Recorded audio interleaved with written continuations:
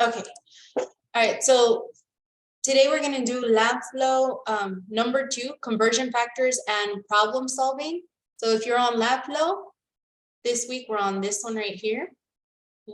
You have a couple videos that you can watch to help you guys out with significant figures or just to review your mathematics if you need that. Make sure you take your pre-lab quiz before starting the report, and you could always take your quiz twice to get a better score.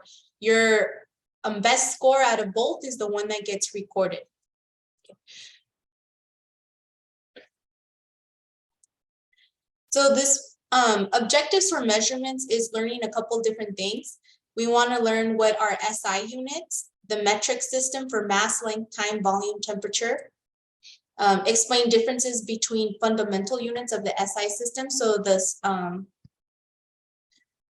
we want to name symbols in tens. So understand that the metric system, everything increases by the power of 10. So a kilo, a deci, or milli and centi. Apply significant figures and also learn how to do calculations with significant figures. We want to be able to measure objects and take correct measurements of those objects as well. All right. So in this first lab, we have our little background information. And it states, measurements are constant part of life. For example, use of a thermometer to measure outside temperatures, in a kitchen scale, measure the mass of ingredients, all that kind of stuff. We already know that. We know that we use the metric system in a lot of different things, and we convert with the metric system. If you go into medical school, you're constantly going to be using the metric system. The SI unit is basically an international unit, the standard international unit that gets used worldwide. And those are your grams, your liters, those kind of things. All right. So let's look at this first part. Okay, our fundamental units, right? So the standard international units. For length, we use meters. Very commonly, we have centimeters. So we're used to hearing centimeters, right? In a ruler, we give inches or centimeters. And we have a meter stick. A meter stick often gets compared with a yardstick because they're very similar in sizes. But a meter stick is very precise. It's composed of 100 centimeters.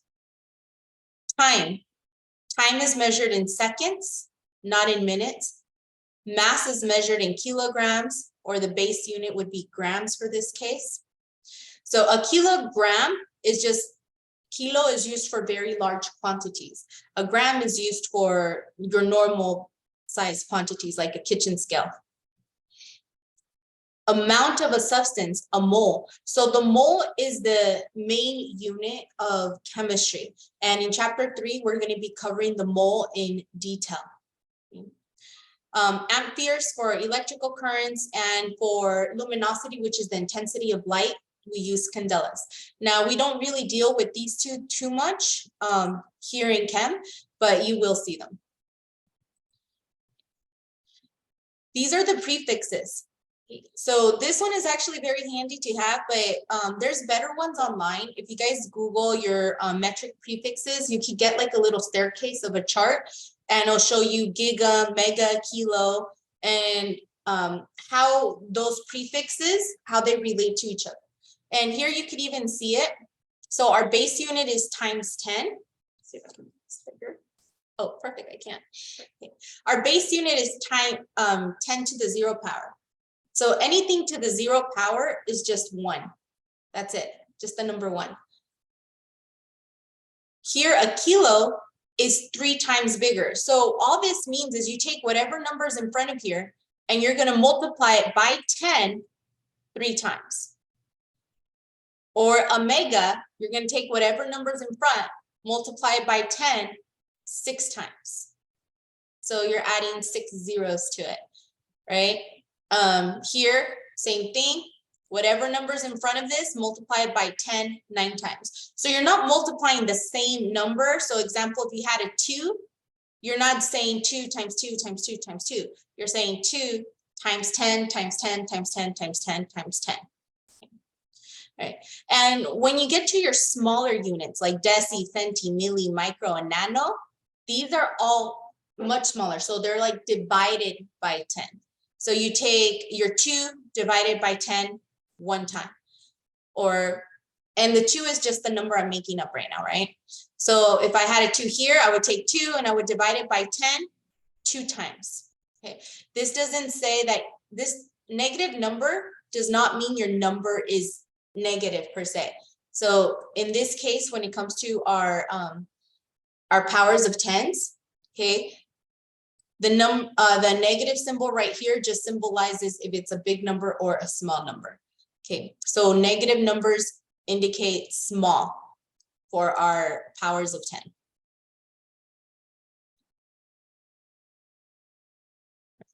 Now we're going to go into rounding. So rounding is something very basic that we're taught, but at times we still need a couple of refreshers on learning how to round. So I'm just going to skip really quick to this example that we have here. Rounding and measurements. Annotate, draw. Okay. So we have this number of 17.62. And I want to round it to 2 digits. 2 digits means this spot right there where that 7 is at. Now I could write this down as 17 and say, okay, I have 2 digits, I'm done. But that would be incorrect. If you notice, right next to the 7 is that 6. Okay? And when it comes to rounding, you have to look to see what the number is. If the number is 5 or greater, then you have to round up. If the number is less than 5, you leave it as B. So in this case, the answer would not be 17. This 6 is going to round up the 7, so your answer is going to be 18 milliliters. Now, if I'm going to do another example, say my number was 17.48, right? Very close to 5. And I say, give it to me in 2 digits. The answer for this one would be 17. And the reason is because the number next to the 7 is a 4. And 4 is less than 5.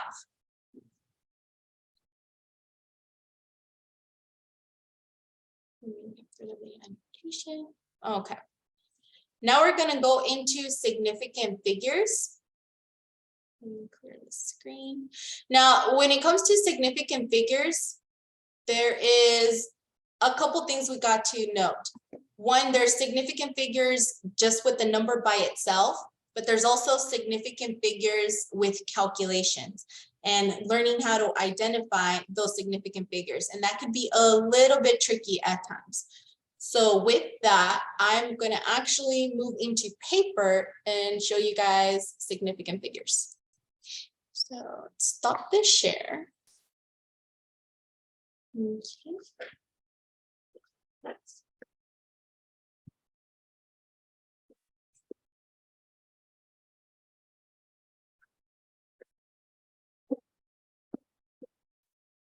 And anytime if you have questions, feel free to ask them in the chat and gladly help out.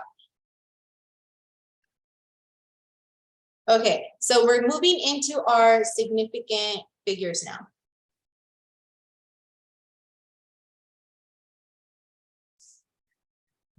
And in your lab, it's going to ask you to give your answers in significant figures a lot. And it's going to have you do calculations and ask, what are the significant figures of this or that? So the first thing we know are, what are significant figures? Okay. Well, what are they, right? That's our question. So significant figures are any number, any whole number, right? Or I could just say any number. 1 through 9, right? Those aren't significant, but there's more things that are significant. We could also have zeros that are significant. So zeros can also be significant.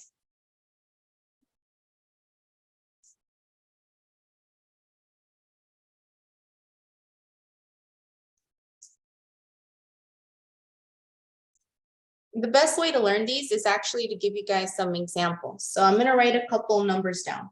Now remember, any number 1 through 9 is significant. Zeros can also be significant, but it depends.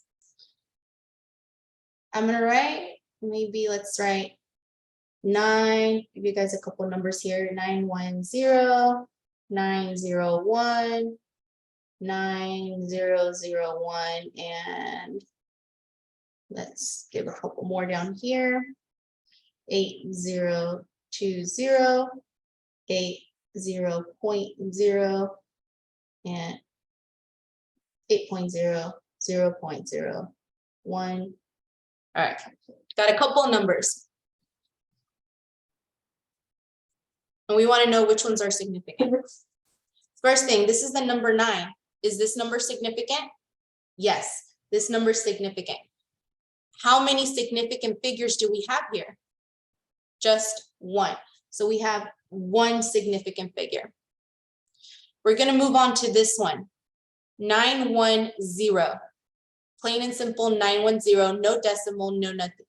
I know that the 9 is significant and I know that the 1 is significant, but I'm not sure about this 0. So here's the rules with the zeros. A 0 is significant if it is between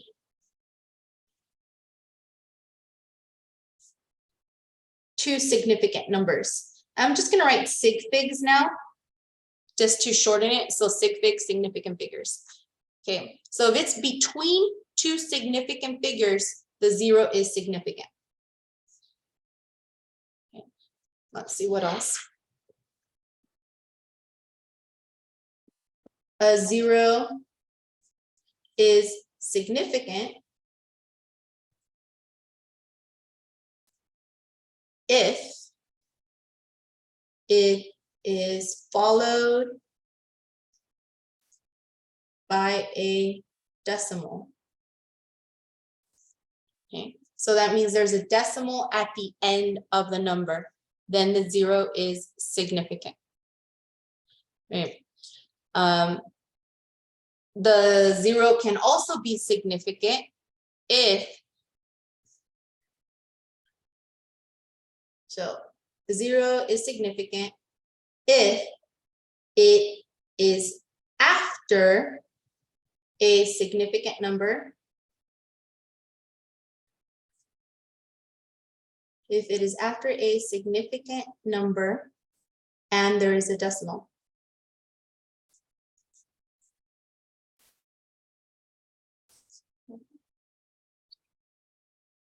When zeros are not significant is when they don't meet these basic rules. So for example, a 0 is not significant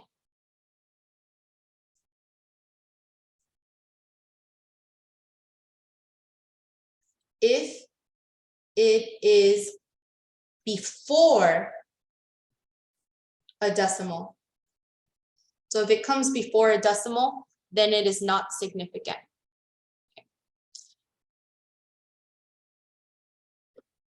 It's also not significant if it is after a significant number or significant figure. Significant figure, but there is no decimal. Ooh. All right. Oh, you guys can't see that, huh? Maybe that's a little bit better. So knowing this, I'm going to put, we're going to answer these ones up here based on these rules that we have there. Okay. This next number we have 910. We know the 9 is significant, the 1 is significant, but what about that 0? Okay. Is there a decimal? No, there is no decimal. Is it sandwiched between two significant numbers? So is it between two significant numbers? No, it is not. So therefore, there's only 2 significant figures here. That 0 is not significant. So not significant. Okay, let's look at this number, 901. This one's significant and this one's significant, and we have this 0. This 0 is between 2 significant figures, right? It's between them. It makes a little happy face. Therefore, it's included. There is 3 significant figures here. Looking at this one right there, we have this 9 significant, that 1 is significant, but this time we have 2 zeros. Well, it doesn't make a difference. The 2 zeros are between the 2 significant numbers, makes a nice little happy face. Therefore, all of these are significant, and we have 4 significant figures here. Now let's look at these ones down here at the bottom.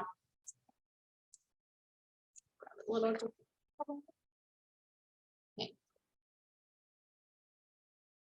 And hopefully you guys are trying to answer these as I go, you know, and you're like, huh, okay, you can get the drift, right? Significant, significant. This 0 right here is sandwiched between them, also significant. Then there's this ending 0. Well, it is after a significant figure, but there is no decimal. Therefore, that 0 is not significant. It's just a placeholder, and there is only 3 significant numbers here. Looking at this one, we know that number is significant. What about this 0? It's after a significant figure, and there's a decimal. So let's see, a 0 is significant if it is followed by a decimal. Boom, it's followed by a decimal right there, makes a happy face. So it is also significant. Now this ending 0. Okay.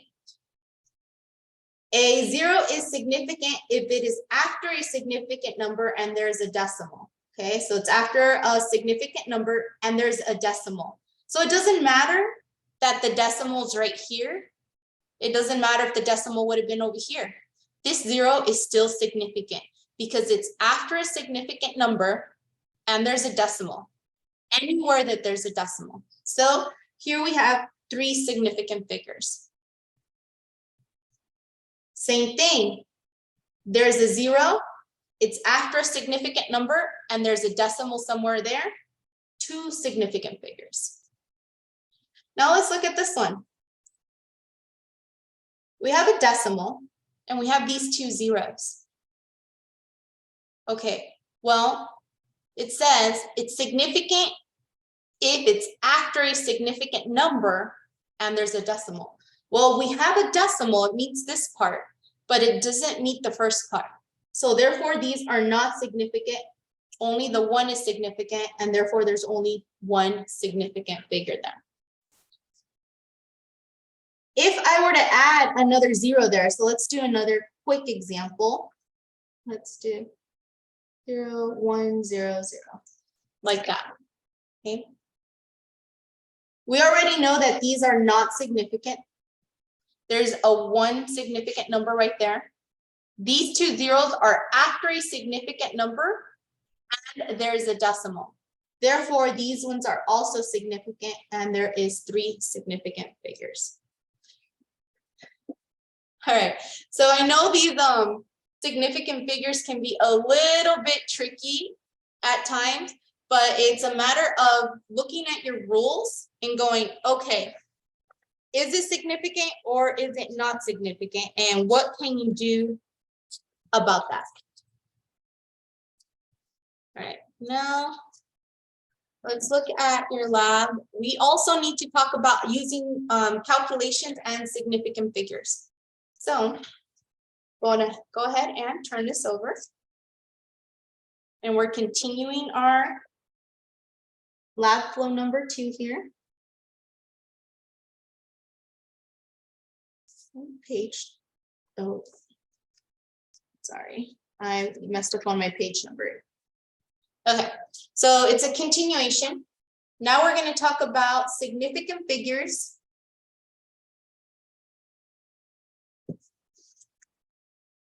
and calculations.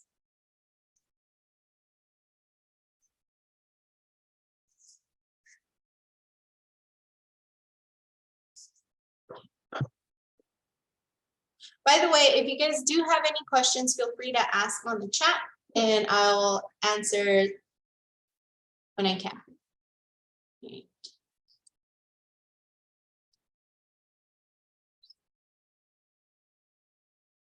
All right. So significant figures and calculations, when do we use them? How do we use them? All that great stuff. Now, one thing to remember when it comes to calculations, you are only as precise as your least precise measurement. Okay, if you remember that, then that will help. So look, I'm going to write that down.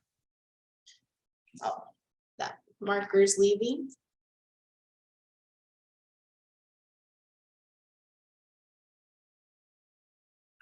You are only as precise as your least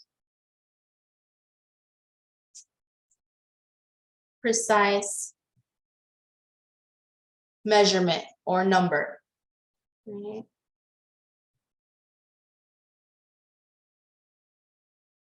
I'll tell you that when I was in college and I turned in a lab report and I wrote every single number that calculator gave me. And I was so proud of myself because my paper looked so good. And I'm like, I'm going to report all of these numbers. And I was reporting like 6 after the decimals. And I gave the paper to my instructor and he gave it back to me and it was all red. And the lesson I learned that day was this: you are not that accurate. There is no way the measurements you took can be as accurate to have 6 places after the decimal. Never write everything from the calculator as your final answer. You always have to round it based on your significant figures and your least precise measurement. All right. So multiplication and division, and what do? So here we're gonna multiply and divide with our significant digits. Okay. Now our lab example gives us this number. We have 5.60. The unit is milliliters times 0.98 grams divided by 1.23 milliliters. Now, what the answer is right now, I don't care. What I do care is how many significant digits will this answer be in? Okay. Now I have to find my least precise measurement. The way you do that is you find out the one that has the least amount of significant figures. So from what we just learned, we know the 5 is significant, the 6, the 0 is also significant because there's a decimal. So there's 3 significant figures there. Okay, moving on to the next one. There's a decimal, a 9 and an 8, but the 0 comes before, the 0 does not have a significant number in front of it. So it's a leading 0, therefore it's not significant. So there's only 2 significant figures there. Here we have 1, 2, 3 significant figures. Therefore, my least precise measurement is going to be my grams. That's my least precise. So my answer must be in 2 significant figures.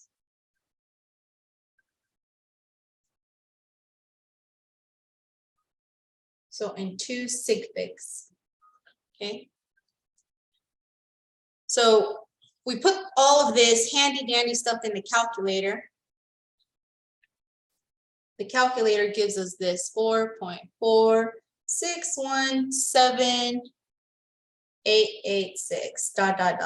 Could go on forever. Right? Remember that story I told you? My lab report was all red because I gave him all of these answers. And he's like, learn your significant figures. I was like, yes, sir. Okay. Our answer has to be in 2 sig figs. Therefore, 1, 2. I'm going to report it to that spot right there. So, is this my correct answer? The answer is no. Why is it not my correct answer? Well, what we talked about earlier at the beginning of the video was rounding. The number next to the 4 is a 6. This 6 is going to round up that 4. Therefore, my final answer is actually going to be 4.5. And I have to include the units. My units, well, milliliters cancels out with milliliters. I'm left with grams. So my unit is in grams. And this is how we report our answer in the correct number of significant figures. Okay? Always look to which one is the least precise. And you know the least precise measurement is the one that has the least amount of significant figures. And your answer is going to be in that.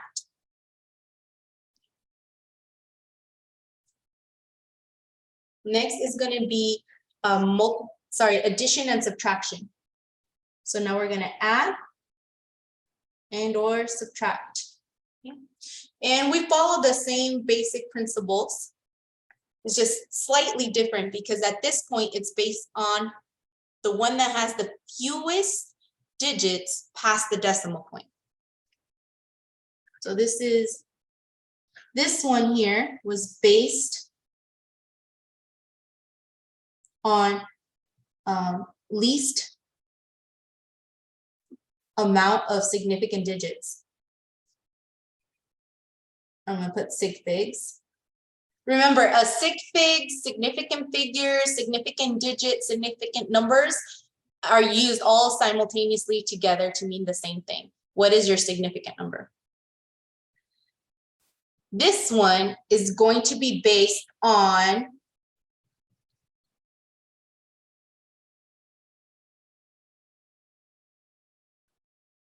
least amount of digits after the decimal.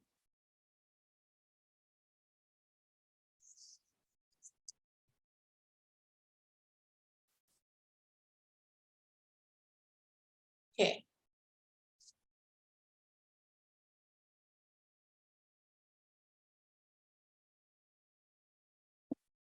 So in this case, we're going to use, let's write 4.062 plus 1.23 grams. This is all grams.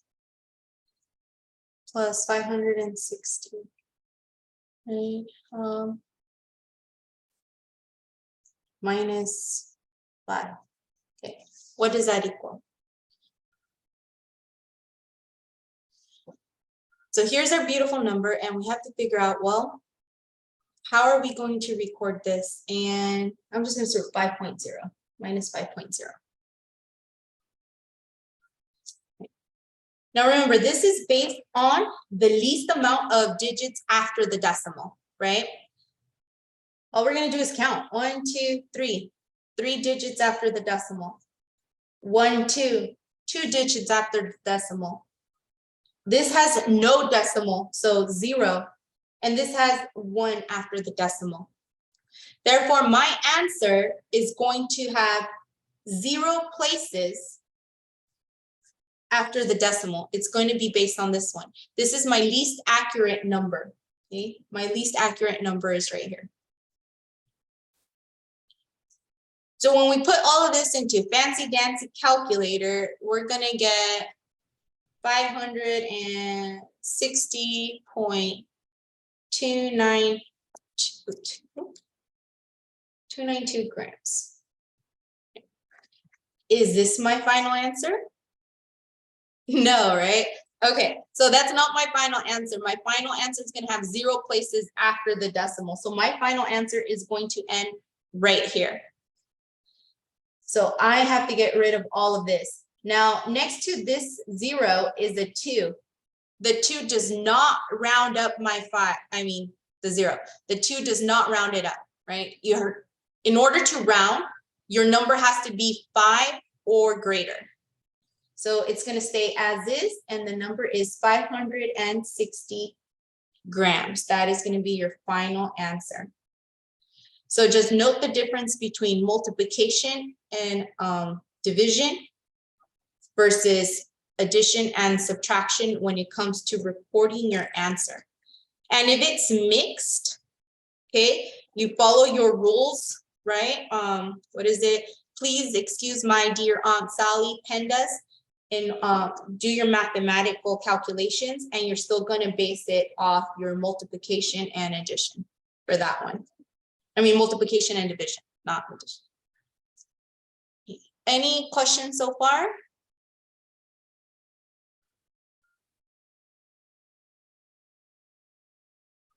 Okay, the next part we're going to move into is going to be conversions. So metric conversions.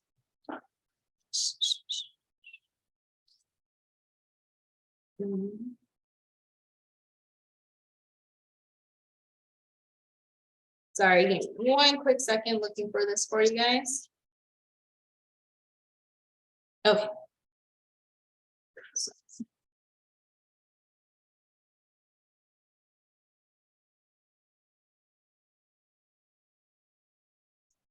This one is metric conversions. Now, you guys, I'm purposely writing really big in order for it to show up well on the camera. You do not have to take your notes as big as this. Okay. So with metric conversion, we're looking for equalities and conversion factors. Okay.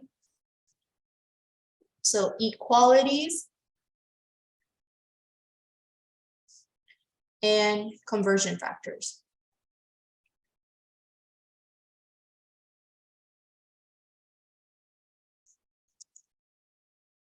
So an equality is like saying 1 dozen is equal to 12. Right? 12 what? 12 whatever, it doesn't matter. We usually associate it with eggs. We say, I have a dozen. Oh, you have a dozen eggs? No, I have a dozen carrots, right? So it just, a dozen means 12. 1 dozen means 12. That's an equality. A conversion would be 1 dozen over 12, or 12 over 1 dozen. Now you've turned this into a different form of a mathematical computation. Let's look at another number that we usually associate.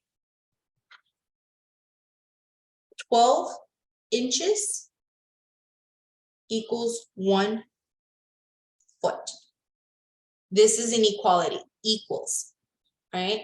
12 inches is equal to exactly 1 foot. For the conversion factor, you're going to put one of them on top, 12 inches over 1 foot, or you could say 1 foot over 12 inches. These right here are your conversion factors that you use in your mathematical computation. So here's our question. How many inches are in 4.5 feet? So this question right here, this is similar to probably what we had in middle school and some high school. So some basic conversions, right? We haven't got to the metric system quite yet. Well, when we're doing these type of problems, we always want to read, what do we need? How many inches? Inches. That's what we need. We want inches. What do we have? We have 4.5 feet. So we're going to start with what we have. Always start with what you are given. I am given 4.5 feet. I want to convert it into inches. So I want to get rid of feet and I want inches. Let's look at our two conversion factors that we created. In order to get rid of feet, I need feet to be at the bottom so that the units can cancel out. From these two, I'm going to use this first one. So I have 4.5 feet times 12 inches in 1 foot.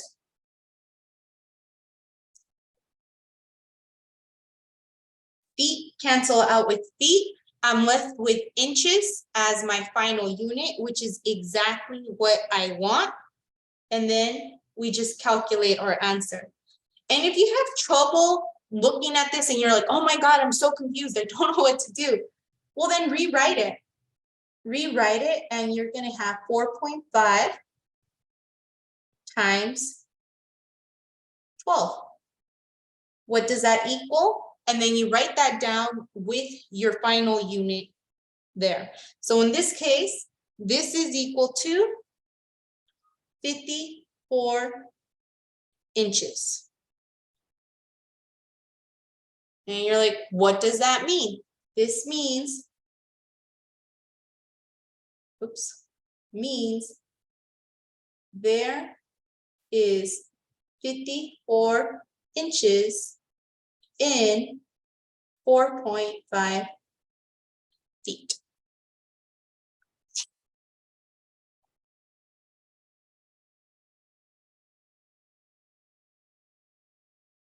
All right, now what we want to do is do a little bit of what we call dimensional analysis.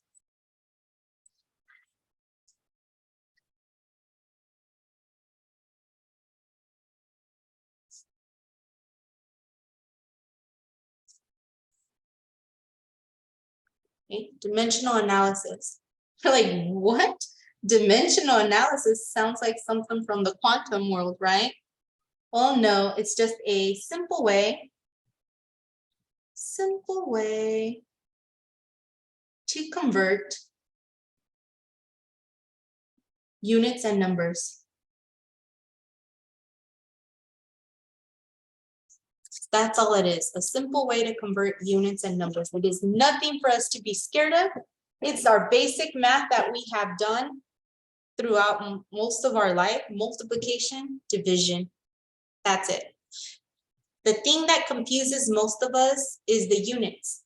It's understanding our conversion factors and applying those. Now, when we are changing up our units, converting our units, if you can't remember your conversion factors, look them up. Write them down. And then look at them while you do your work. You don't have to memorize all of them all the time.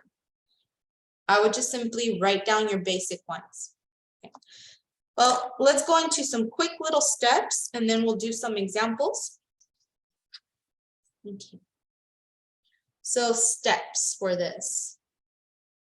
Step 1, when it comes to this simple conversion. Like I said on this previous one, start with your given.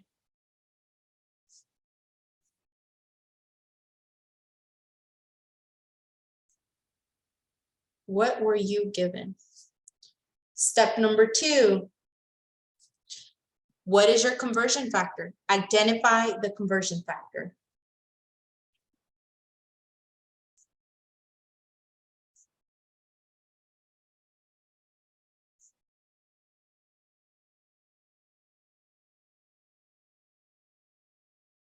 Number 3, what do you want? What are you looking for?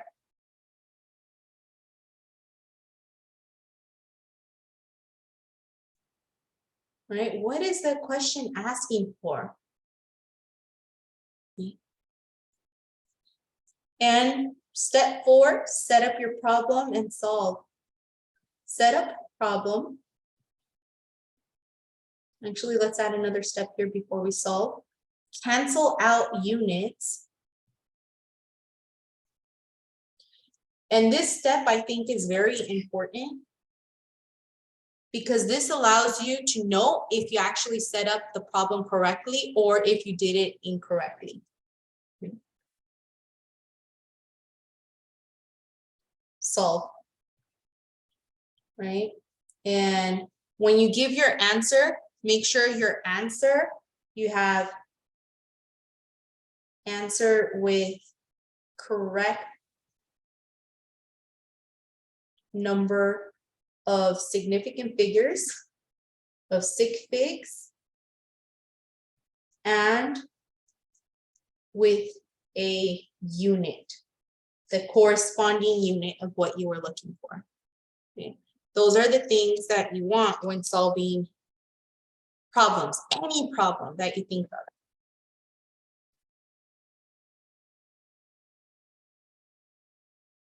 Conversion factors in the kitchen, right? How many bananas does it take to make banana bread? I don't know. I'm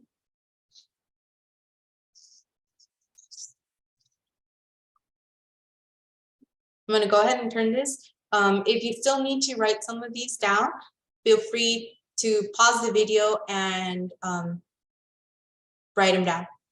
Okay. And then for those who are online with me, just ask questions if you have them while we do it. Okay. So let's go into some examples of how to do this simple step conversions. Okay. Let's get the problem here. Love this one. Suppose you need to find the total amount of toxin. So suppose you need to find the total amount of toxin in a 15.0 milliliter sample of blood.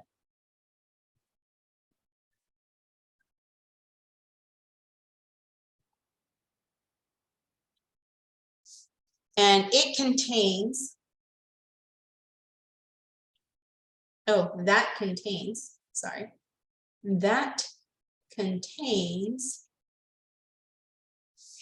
1.02 milligrams of toxin per milliliter.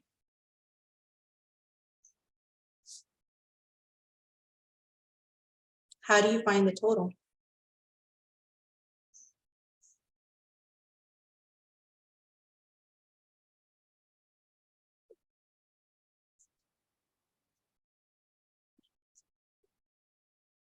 Well, to find the total, we're basically going to take the same steps that we did earlier. We're going to start with our given. So we need to identify what our given is. So our given is 15 milliliters. 15 milliliter sample of blood.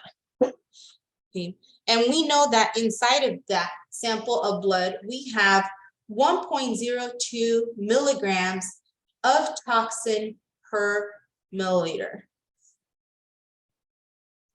Okay. How do we find that total?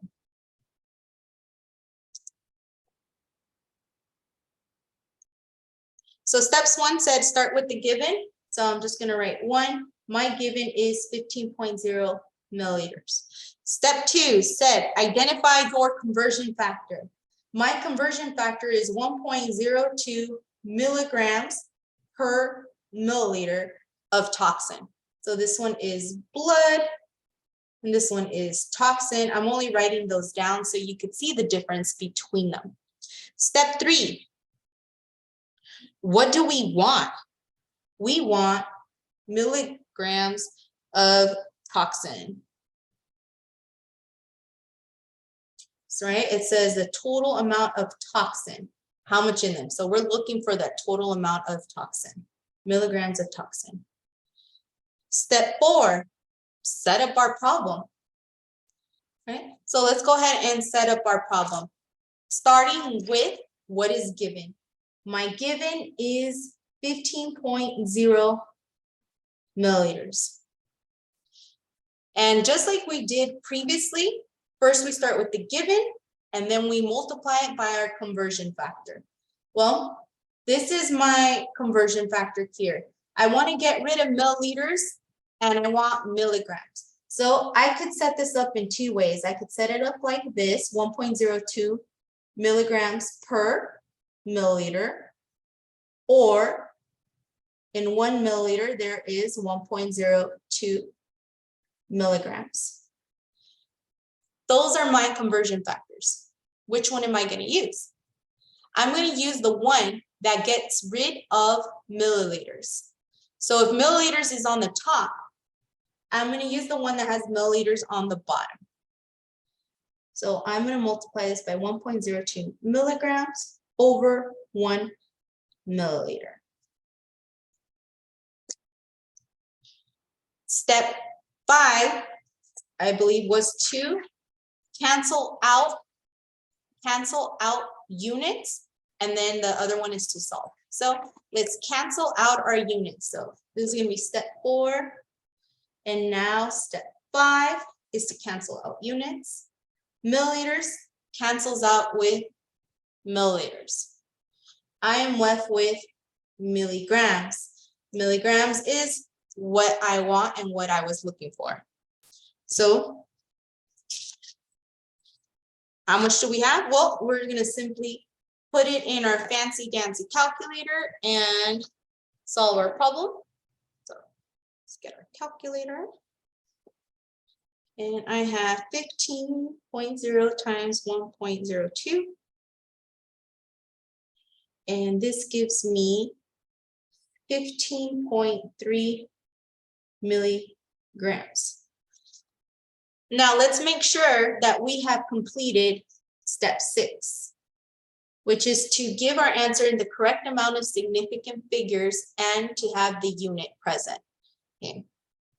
So you know what, I'm gonna just add a 0 here, just cause. All right, so we're right there. And in our problem, the original quantity is given to us in 1, 2, 3 significant figures. We are not going to look at the conversion factors, okay? We're not going to count that because a conversion factor is an equality. It is not a measurement. So one more time, a conversion factor is an equality, not a measurement. I'm going to actually write that down for you guys. A conversion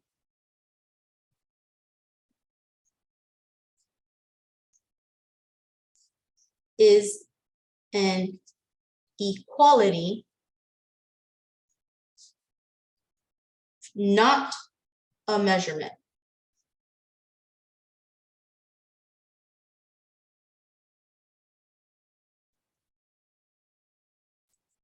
And that is crucial for us to understand, because one of the common mistakes I've seen for the last couple of years is that we tend to look at the conversion factor and go, oh, I must only have one significant figure to report my answer in because of the conversion factor.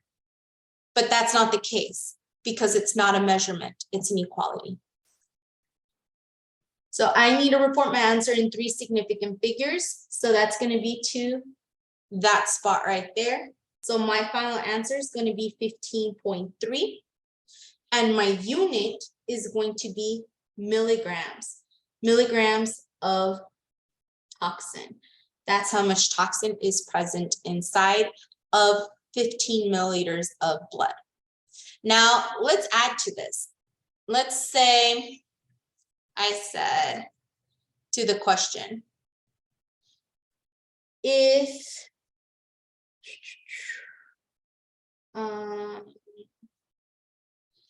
if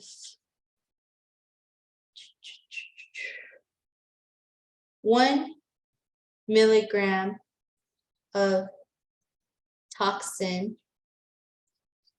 is lethal, 1 milligram of toxin is lethal per milliliter of blood, did this person survive?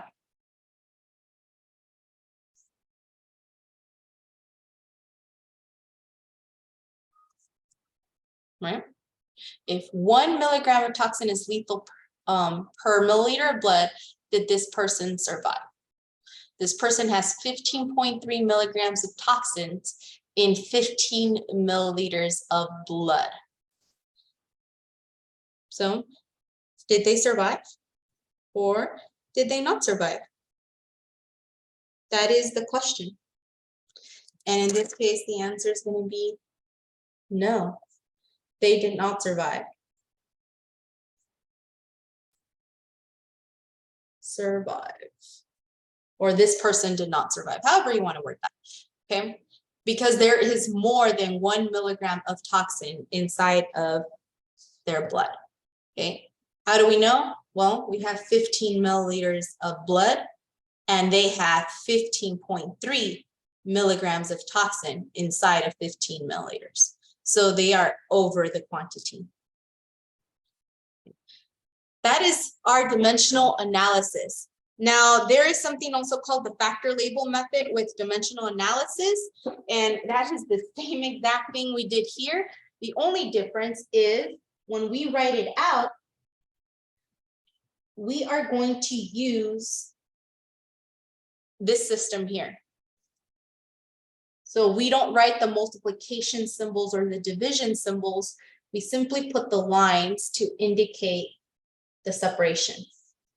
So here, if it's on top, we multiply it, and if it's on bottom, we divide it. This is called the factor label method. And the reason we use the factor label method is because our dimensional analysis, our conversion factors, are going to get longer in the next couple of chapters. We're going to have a unit called stoichiometry. And in stoichiometry, we're going to just do a lot of little conversions. Conversion after conversion after conversion. All you do is just add to it, right? So if we had another conversion, we would simply add another line and put that conversion right there. Or you would just see it as a multiplication and something you multiply by. Okay? But that would be your factor label method. Okay. All right, so that is our dimensional analysis and our conversions, okay, between units. Now, in your lab, you have your common equalities. Those ones are going to be listed on page 7 of your lab. So page 7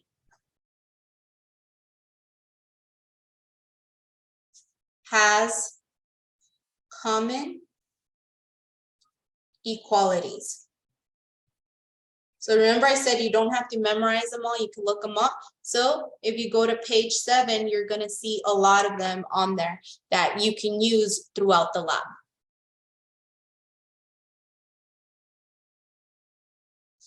Okay. All right, and I'm looking at the rest of this, and it seems that we have talked on most of the topics for the lab. There's also measurements where you're going to have some simple measurements. And you know what? I'm going to open up the lab to show you that. Share a different screen.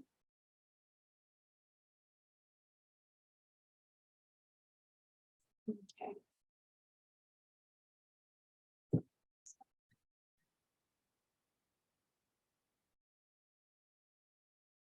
All right, so in this case, I'm gonna open up the actual, oops, nope, wrong one. This one right here.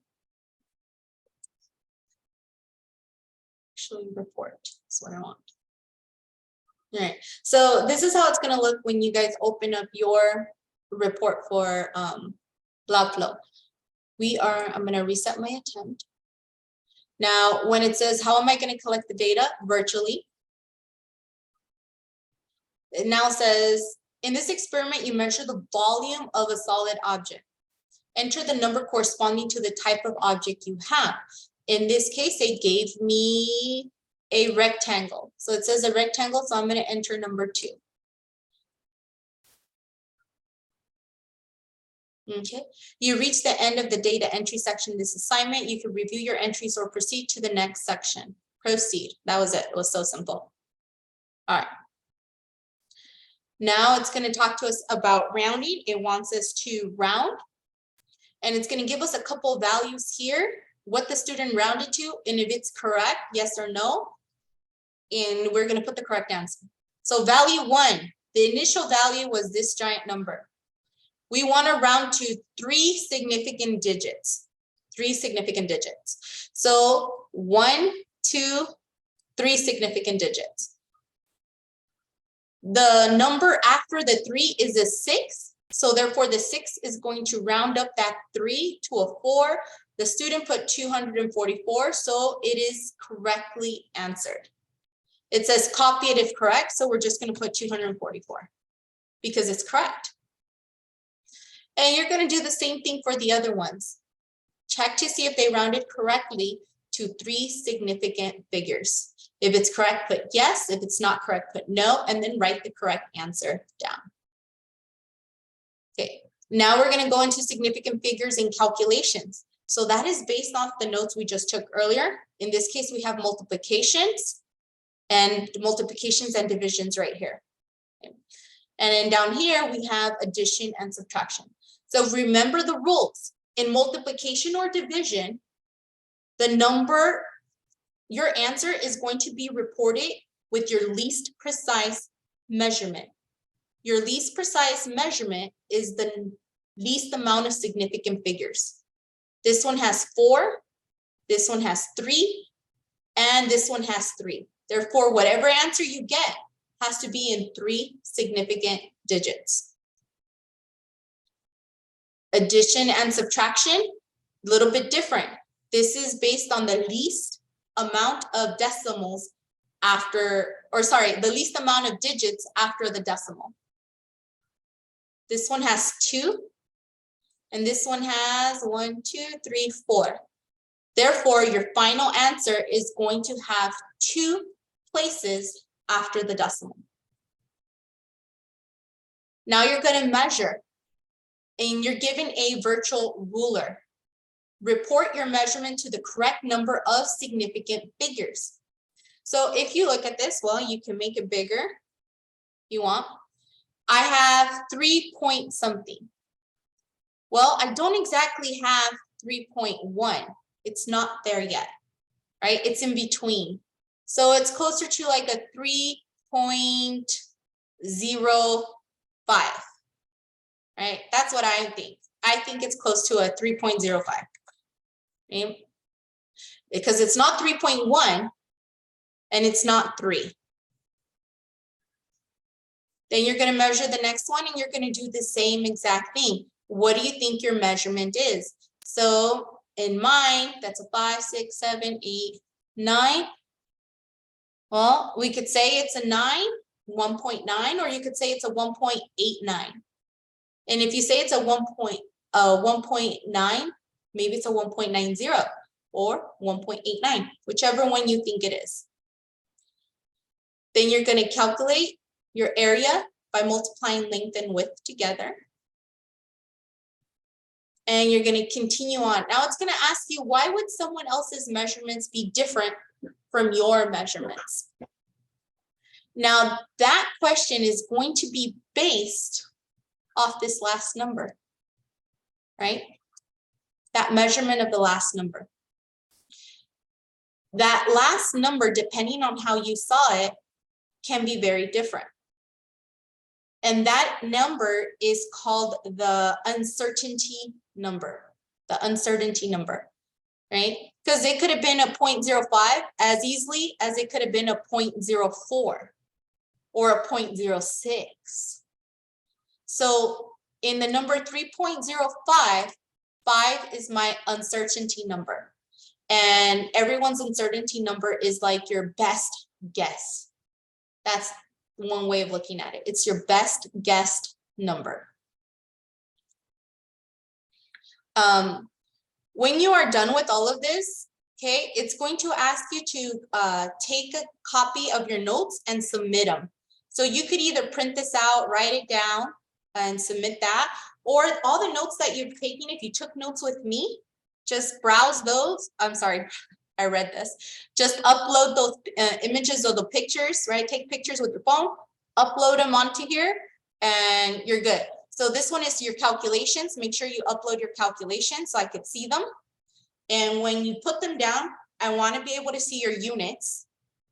And this one is your notes that you just took. All right, that's it for this lab. And that's all we have. So I'm gonna stop my share and